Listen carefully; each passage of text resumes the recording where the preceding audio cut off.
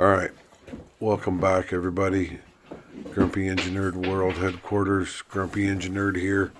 What I've got going is I have taken down my chargers for my cordless drills. I usually have them mounted to the wall next to my workbench just for handy access. And what I don't like about modern cordless drill battery chargers these days are they don't have on-off switches. Yeah, I get it that, they're not putting them on there because you don't want to accidentally turn one off when you expect to be charging a battery on a job site, et cetera, et cetera. But in my opinion, there's ways around that. But what I'm doing here is I'm taking a metal box, 2-gang box, and I am putting an outlet in it with a switch that turns the outlet on and off so that I can make sure when I leave the shop for the night that I don't leave the chargers on. Yes, I am aware modern chargers will not overcharge or damage the battery, but I just simply don't want to waste the electricity. So that's why I'm doing this. What you'll see there as I'm stripping some wire and making some jumpers and stuff that I need. The switch that you see there that I'm getting ready to use has what's called a pilot light on it. They're not used very often. They do have their uses, obviously. I think somebody said they're handy in, utility room down in the basement. Make sure the sump pump's on, or turned on or plugged in or whatever. You just have to open the door enough to look for the red light glowing in the background, and you can tell stuff like that. I don't need that. Obviously, there's lights on the chargers, but it's a switch I had and it will work, so why the hell not? Right here, I'm just breaking the extra ears off of the switch and the outlet to make sure so that they fit on the metal cover for the box. When you're putting together one of these, you kind of got to half put it together in the box and half wire it all at the same time. So you'll see they're not fitting right, and there's multiple layers of that metal that you've got to break off on those to get them to fit right. So it takes a second here to get them fitted out, but eventually get it all squared away. This one, the switch had an extra little tab that did not break off, so I massaged it a little, as we used to say back in the machine shop, to get it to fit the way I wanted.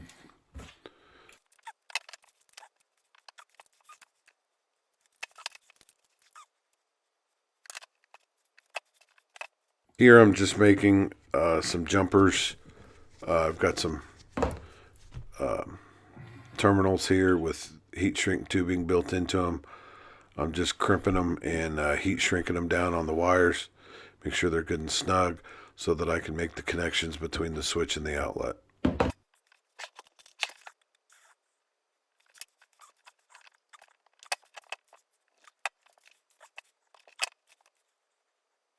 Yeah, this would probably go better if I would break down and take my cheap ass to Harbor Freight and buy a heat gun. Probably work better than the mini Bic lighter I got going there, but heat guns aren't free, and I own the lighter already. So all right, here I'm just trying to figure out which knockout to take out so that I can get the power cord into the box and get it anchored. All right, here I'm just anchoring the switch and the outlet in the cover. I used essentially the same screws you would use to, mount it in a box in a wall, but because it's a metal box and freestanding, I've got it configured the way I do. I actually had to put nuts on the backside of the screws to hold it to the cover. This box wasn't the one I wanted to use, but it was what I had, so.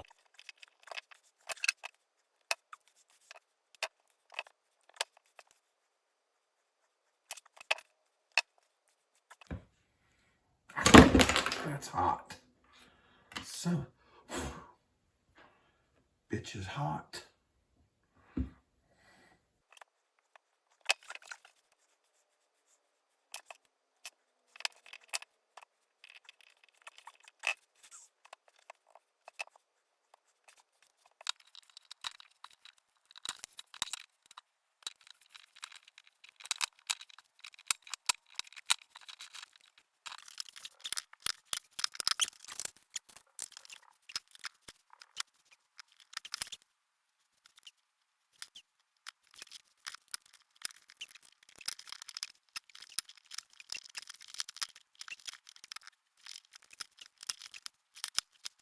All right, getting everything tightened up, tightening up all the screws. I've got the wiring done.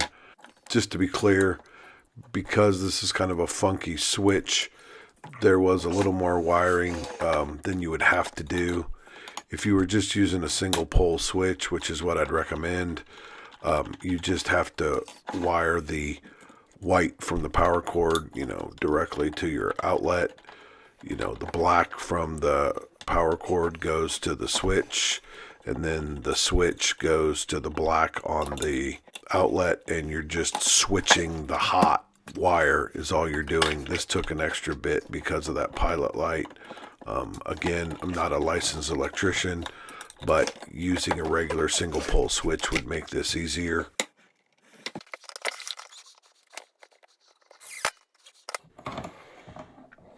Okay, here I'm just getting the box anchored to the board in between the two chargers so that I can get the cover put on.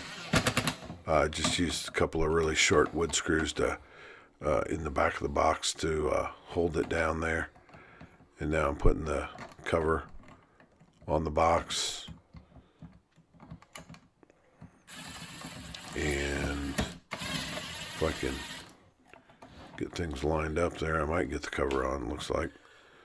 And that power cord just is determined to be in my damn way the whole time.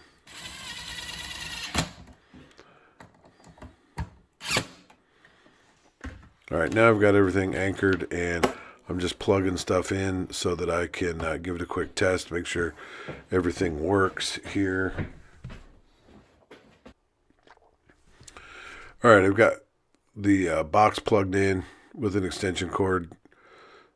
Real quick there, just to plug in the two chargers. I'll zip tie all that up here shortly and get that out of the way. I just want to make sure it works before I go to the trouble to mount it on the wall and zip tie all that up. Got a battery. Hit the switch. Battery charger lights up. Pilot light is lighting up even though you're getting a little glare. The pilot light is on. Turn the switch off. Everything shuts off. So now I'm going to get it anchored to the wall and give you guys a shot of that. All right, so here it is, bolted to the wall. I've zip tied up the wires, keep them all neat and tidy. Now I've got a power switch to turn the battery chargers on and off.